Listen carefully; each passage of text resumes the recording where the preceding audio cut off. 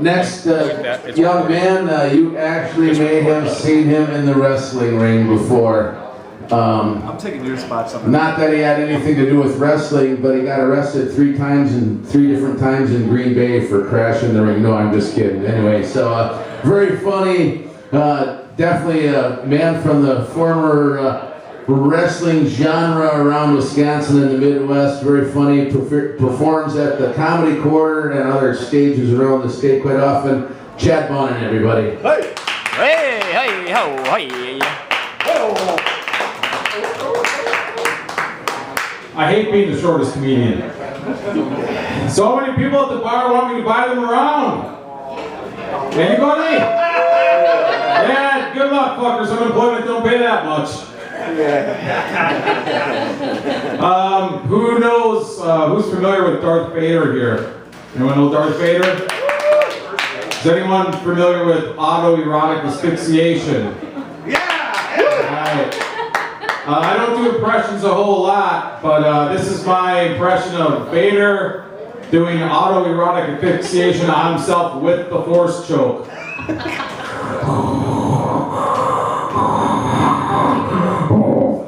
I wish you were still. I find my lack of stamina indeed disturbing. Right. I had to get that out of the way, kind of like a quick jerk in the morning.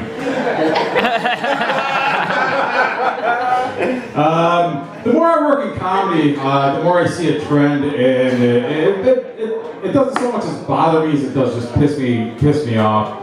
And it's these self-important comics that are like headliners, and they think they are God's gift to comedy. They have a huge ego. They have no self-awareness at all, and they just think they're God's gift to comedy.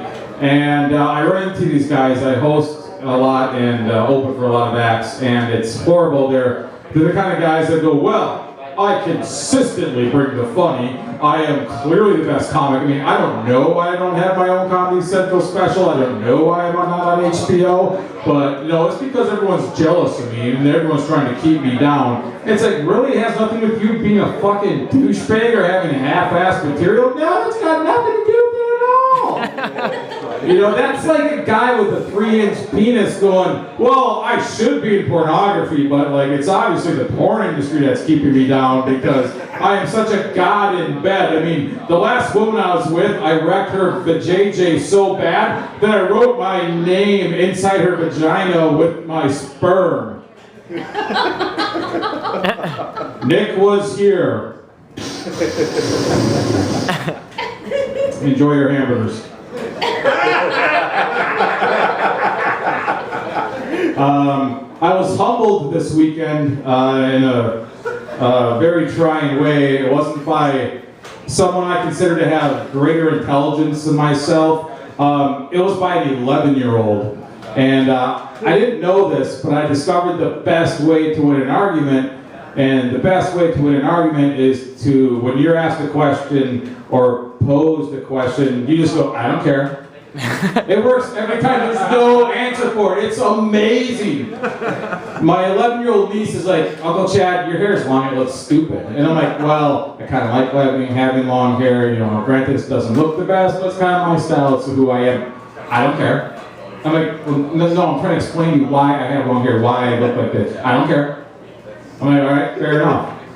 She's really into Twilight, and I'm like, you know vampires aren't real, right? You know they're fictional characters, and there's not a vampire out there with a heart of gold. I don't care. I'm like, yeah, but this is your favorite movie. This is what you live your life for right now because you're fucking 11. I don't care. I don't care. I don't care. And I'm like, what if I take all your Christmas presents away? Because you have to threaten kids. You have to threaten to take shit away from them. That's the only way you can get them to pawn the line. I'm like, what if I don't buy you anything for Christmas? I don't care. Well, what if I take away your birthday present? I don't care. Like, is there anything you do care about? And the only thing I could think of was like, I'm like, wait. Just wait till you're 16 and you start dating, and all of a sudden, you care what your little boyfriend thinks when you bring him over to meet your family. I'm like, I am going to be the most embarrassing gay uncle ever. And I'm not gay, not that there's anything wrong with that, but I will act gay to embarrass the shit out of you in front of all your little friends just to get back at you for you making fun of me when you were fucking 11, because payback's a bitch. Woo! But I'm 39 years old, and I've entered my midlife crisis. It's awesome. It's amazing. You can do anything you want, and people don't care as long as you explain to them, like, man, I'm going through my midlife crisis. And people are like, oh, man, oh, that's totally understandable. Like, people ask me, like, oh, what are you doing to make up for your lost childhood that you can never get back because you're 39 and you're 50 pounds heavier than you were when you were 18? Are you buying a Corvette? Are you going skydiving? Are you taking pilot lessons? And I'm like, no, I'm purchasing prostitutes and getting college chicks drunk and trying to pick them up. I went to my doctor for my checkup 2 weeks ago and I explained this to him, and he's like, how's your drinking? I'm like, awesome. He's like, how's your drug? He's like, how's your drug use? I'm like, even fucking better. And he goes, how are you feeling mentally? And I'm like, well, you know, I'm entering my midlife crisis. It kind of fucking sucks, but you know, I'm trying to get through it. And he's like, well, how are you coping with this? And he's all fucking concerned because he's a doctor and it's his job, and you know, Medicare pays him well. So he's like, well, how are you coping? And I'm like, well, you know, I'm calling prostitutes. And he's like, okay, look, if that's what you're gonna do, he's like, here's 2 Viagra, call a prostitute in the morning. I'm like, thank you very much. So I went back for a 2-week consultation yesterday. And he's like, how's the prostitute thing working out for you? And I'm like, not very good, man. I'm like, I'm moving on to like fucking drunk college chicks.